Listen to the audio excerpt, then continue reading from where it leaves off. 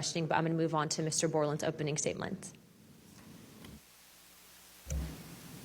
Good morning, members of the task force and the committee. I would like to express my gratitude for being invited to testify to the current task force created under the People's Chamber and the American public.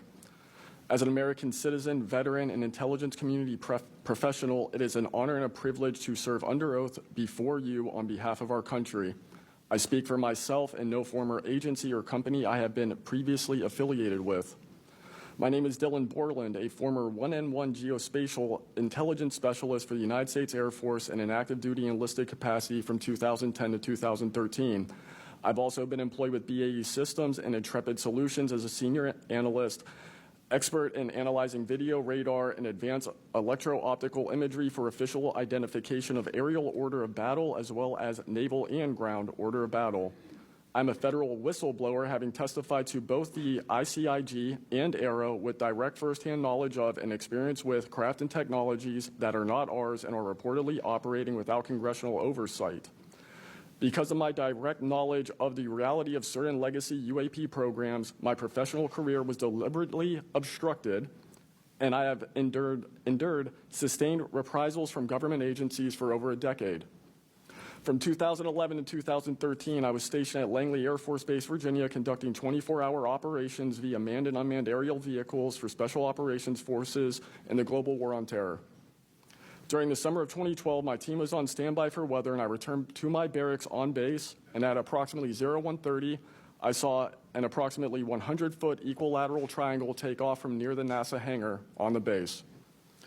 The craft interfered with my telephone, did not have any sound, and the material it was made of appeared fluid or dynamic. I was under this triangular craft for a few minutes, and then it rapidly ascended to commercial jet level in seconds, displaying zero kinetic disturbance, sound, or wind displacement. Some years after that experience, I was further exposed to classified information from the UAP legacy crash retrieval program through a sensitive position I held within a special access program. During this time, intelligence officers approached me in fear for their own careers, citing misconduct within these programs and similar retaliation that I was already enduring at this time. These issues include medical malpractice committed by Veterans Affairs staff, denial of work I performed while enlisted in the United States Air Force, forged and manipulated employment documents, workplace harassment, including colleagues being directed to not speak with me, manipulation of my security clearance by certain agencies, blocking, delaying, and ultimately removing my ability to be employed within the IC. The retaliation I face and the retaliation against individuals I know who worked in these programs is what convinced me in March 2023 to become a whistleblower. I came forward out of concern for people's lives and to ensure I did everything I could to let our elected representatives know the truth about what is really happening in the executive branch. At the end of March 2023, I agreed to meet with AARO following the suggestion of other federal officials believing it was what our nation required of me. I had reservations with AARO due to assessments they were reporting publicly at the time as a misrepresentation of the truth. Because of these concerns, I did not share sources and methods information in order to protect current and former federal personnel who had firsthand exposure to technologies of unknown origin. I did not want anyone to face further retaliation beyond what they had already endured. And unfortunately, a staff member ended up getting in some trouble because of that. After David Grush testified under oath in the summer of 2023 and provided historic disclosure, I was then asked to go to the ICIG and did so in August 2023. It was very clear early on during my intake interview, which was video recorded under oath, that the objective was to solely assess how much I know and not move forward with an investigation with new information I provided them. The aftermath of that IG complaint still troubles me to this day.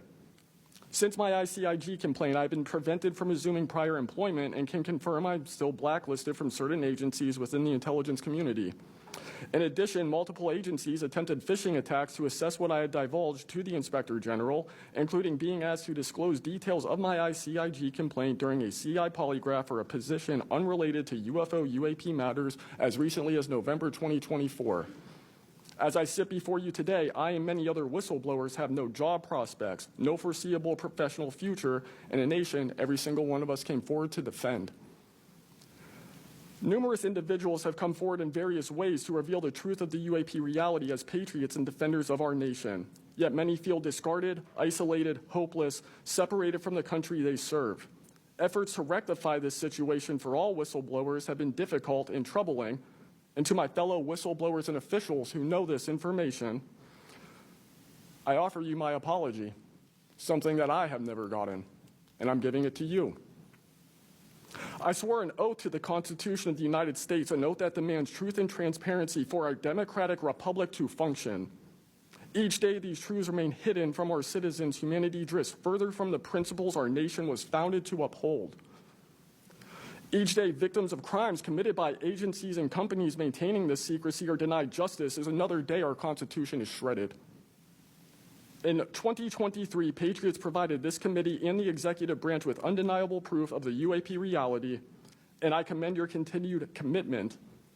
The future of humanity is one which we either travel to the stars or regress to the Stone Age with this technology. My career has been to deliver critical information to decision makers. Your role as elected by your representatives is to act on it. The time to act is now. Thank you.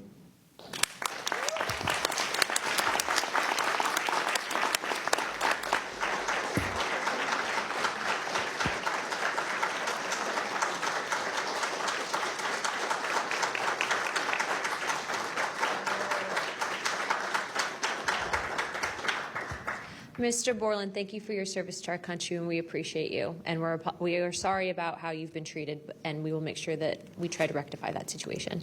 Thank you, ma'am. Mr. Spielberger, please, your opening remarks. Mr. Borland, in your testimony, you described witnessing large triangular craft while stationed at Langley Air Force Base in 2012.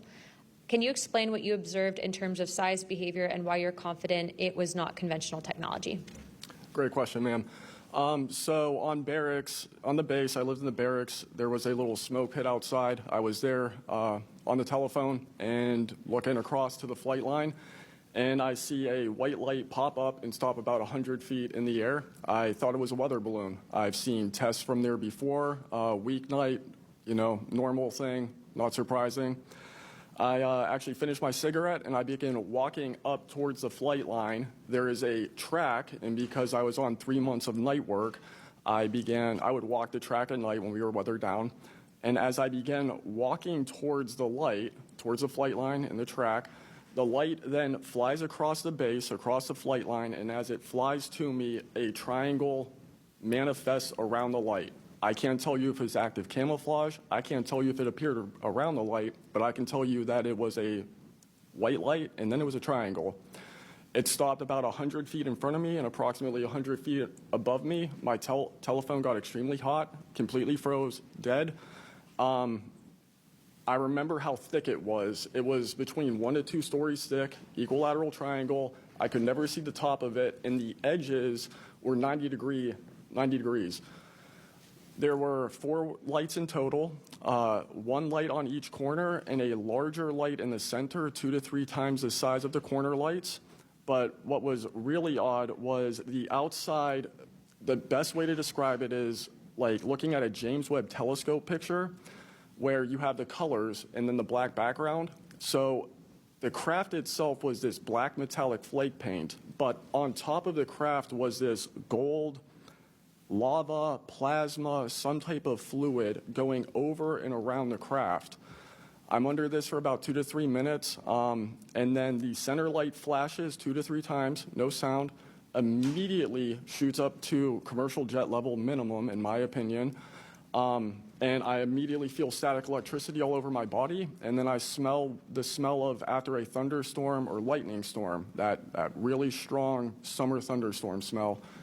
Gets up to flight level. I'm trying to get my phone reset, and I can only see the center light at this point. If I didn't actually see it take off, I would have thought it was a star.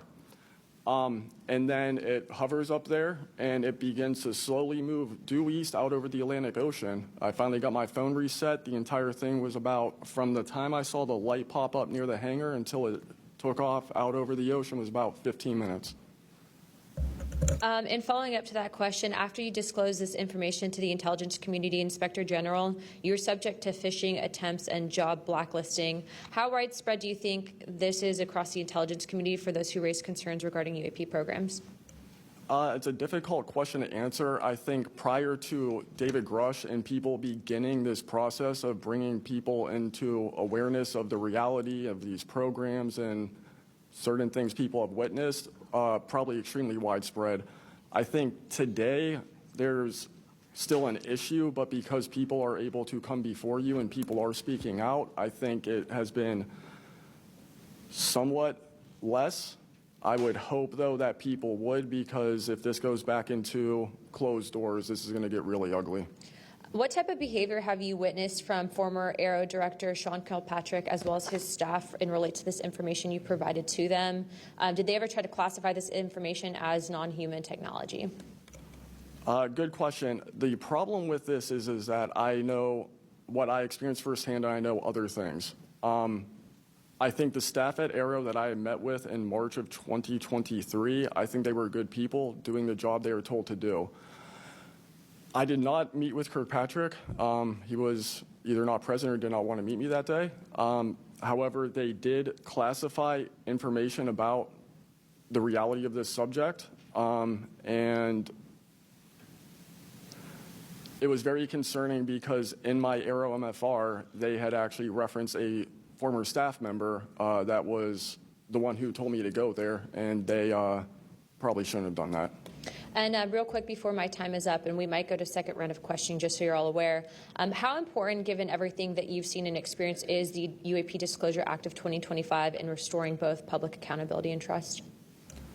I think very important. I would hope, though, that the 7-year window could be shrunk, my opinion, but very important. The truth needs to be known. Thank you very much. I now recognize Jared Moskowitz of Florida. Mr. Borland, when you first experienced what you were looking at, what did you do next? Like, what was your next step after it had passed and you were done? I actually kind of laughed to myself and said, okay, so this exists as well. Worked in enough programs, been exposed to enough that I was like, okay, so this is a real thing. I went back, walked the track, talked with a couple of my friends about it. I did talk with some of my coworkers, one in particular, which I thought was a joke, and it definitely wasn't, was like, you probably should never say this to anybody. And then what happened to me happened. So. What about you, Mr. How do you pronounce your last name? Mr. Borland, I'd like to start with you and ask a few questions. Were there any other witnesses when you saw the equilateral triangle? Were there other witnesses that saw the same thing? Not to my knowledge, ma'am. At that point, the only people that would be awake is those of us that were doing operations for the GWAT and then security forces. So not to my knowledge. And do you think that, in your opinion, that the equilateral triangle was the U.S. government's technology? I did once upon a time, but knowing what I know now, I'll have to answer that question in a skiff probably. Well, my next question is, you teased us, so knowing what you know now means what? I know enough to know that if you want an answer to that question, go to AARO. They have the answer. Do you think it was a foreign government? I do not, no. And AARO was supposed to be disclosing. The last time I was in a skiff with AARO, they said they were going to be doing disclosures. Had they been doing much of that? I don't have an answer to you you. I don't know. I know what AARO reports publicly, and I know what I've been through. Yeah. And some of this stuff can be, I think, debunked, right? Sometimes there are weather balloons that look kind of a little funky, or drones or whatever, depending on the angle, direction, speed, et cetera. Are you scared for your safety? That's a complicated question. So being here today, if I say the wrong word, technically I can be charged with espionage. Espionage is a death penalty.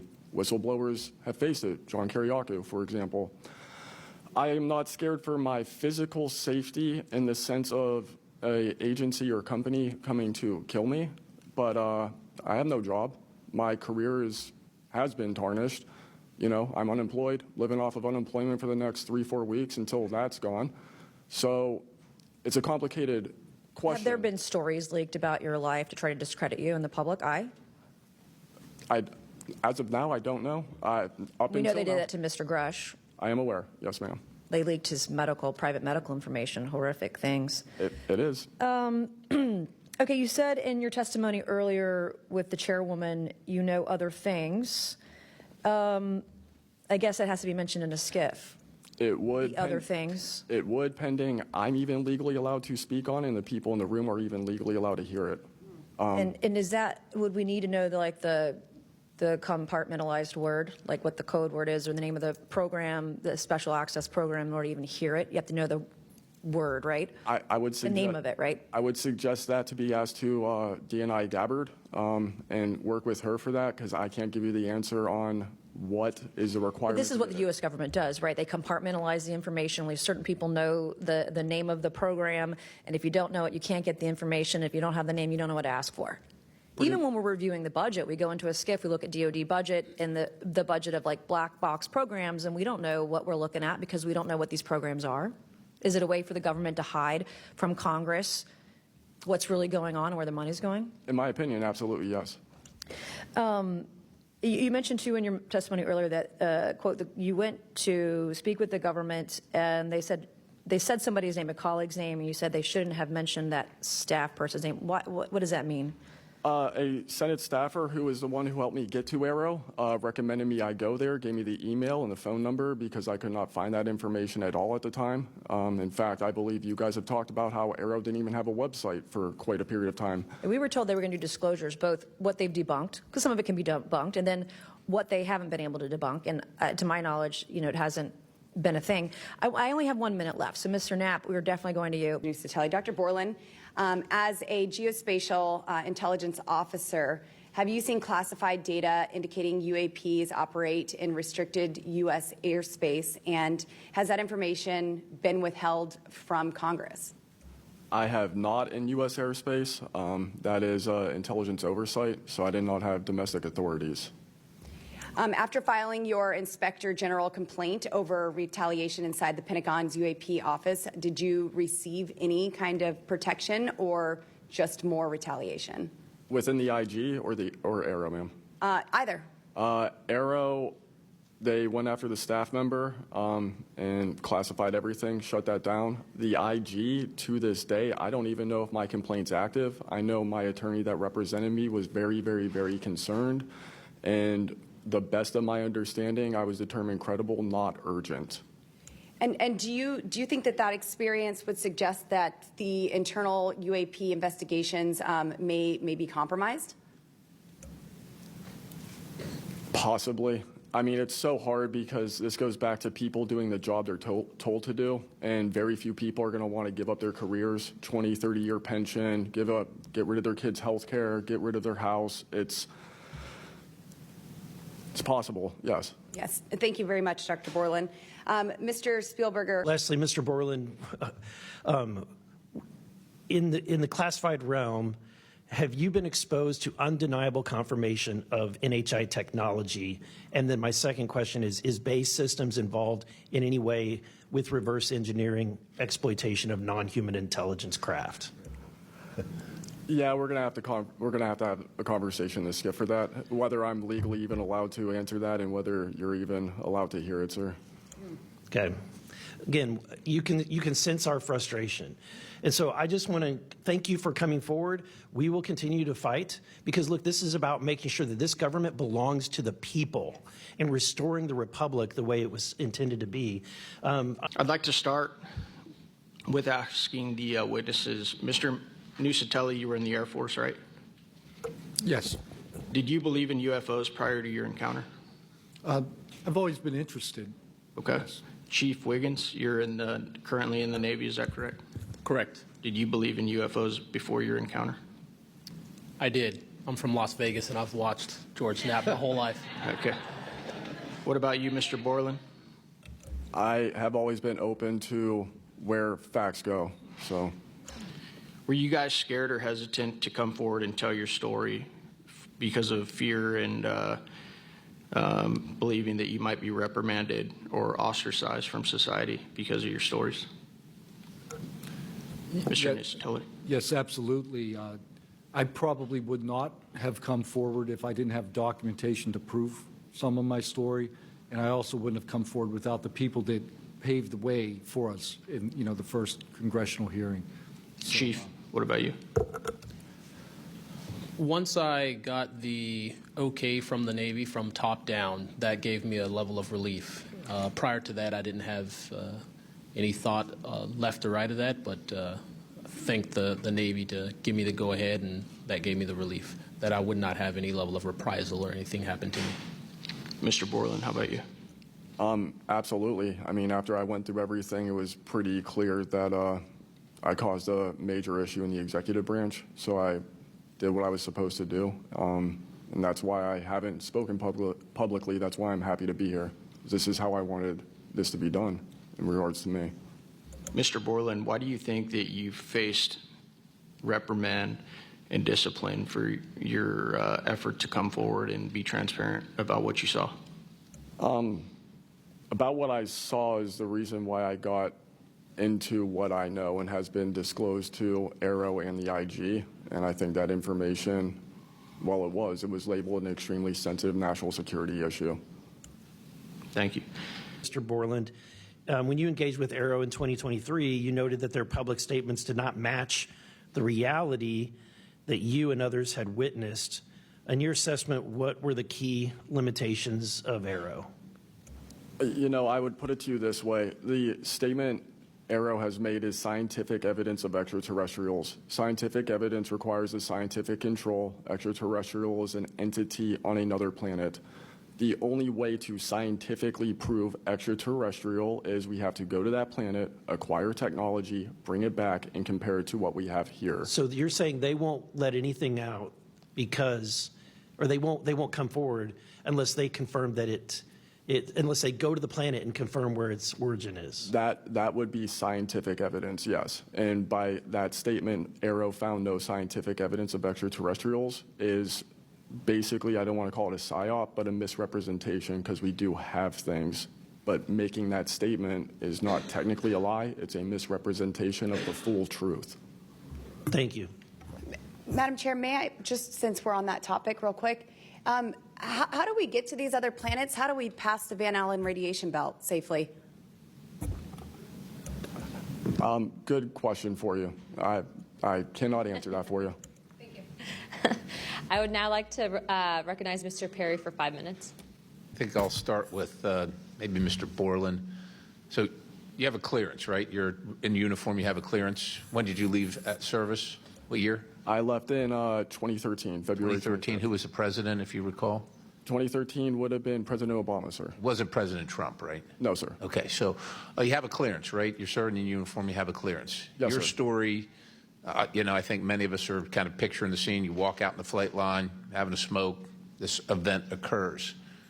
Do you have the perception, at least I do, based on your story, that this involves the U.S. government? Whatever you saw involves the U.S. government. That is 100% my opinion then and now. And was there an after action? Do you do a daily debrief of the activities of the day? Was any of that recorded? Was there a conversation with the command? Was there any documentation that you know of at the time? Not to my knowledge. I mean, like I said, I talked about it on the ops floor, and a couple of people had pulled me aside, some older enlisted, and were like, you probably want to keep that to yourself. So did you get the impression that they knew what you were talking about, just didn't want you to harm your career or seem crazy, or that they didn't really witness? Did you know anybody else that witnessed what you saw? Again, not that night. Like I said, the only people that would have been out there would have been security forces, and then those of us that were doing ops. Security forces in uniform or contract? Probably both. Did you talk to them? Did anybody talk to them in an after action? Not to my knowledge, sir. Was there any interest in the command to determine and verify what you saw? Not to my knowledge, sir. It's unfortunate. Chief Wiggins. But when you look back through the hearing and the evidence that's been presented, if you're going to point the American people to one piece of evidence to start their journey on this topic, what would you suggest, sir? Mr. Borland, then you, sir, real quickly. Yeah, to be honest with you, I think Bob Lazar, and not for the reasons that most would talk about, mainly because Bob Lazar was immediately discredited. They said he never worked where he worked. They said he never did what he did. But yet Bob Lazar showed up with a bunch of friends and a video camera and was filming these test flights in the middle of the desert. So clearly he knew something. Madam Chairman, if I'm out of time, I yield back. Thank you. Mr. Borland, you've talked about manipulation of your security clearance records. Can you identify which agencies or offices were responsible and whether they provided any written justification? I can do that in a skiff, sir, 100%. Because of being a part of a multi-agency special access program, I cannot give those publicly. So I'd encourage us, Madam Chair, to have that skiff meeting if we can. And then, Mr. Borland, again for you. You testified that you withheld certain sources and methods from AARO due to mistrust. Can you give us some specifics that led you to believe they were misrepresenting the truth? Well, as I said already, what I said about scientific methods, scientific control, extraterrestrials, I mean, I know what I've seen, I know what I know, and I know it's true. So any agency that's going to go public and try and manipulate the public perception of this subject in such a way that is negative when I know the truth about it is why I had extreme reservations with it, and also what I've been through and other whistleblowers and people in the know about this subject have been through. So, Madam Chair, thank you for letting me wave on. I think the key thing there you talked about was manipulation of message, manipulation of narrative. That is really the problem with this entire the system that we've seen since you've started these wonderful hearings, Madam Chair, and I thank you so much. Thank you, Governor. Thank you, Madam Chair. First question, Mr. Borland, earlier today you mentioned that in a skiff you would be able to discuss whether a member of Congress is actually legally able to access certain information. Under what authority would a member of Congress be restricted from accessing information on this topic, even within a skiff? I would suggest reaching out to Director Gabbard and speaking with her about that. I'm hopeful that this goes back to the executive branch and who even has authority. Unfortunately, I can't give you a 100% solid answer because I don't even have that knowledge. Next question, and this one's open to anyone who'd like to answer it. Describe your understanding of the org chart or lines of control within the executive branch with respect to these topics.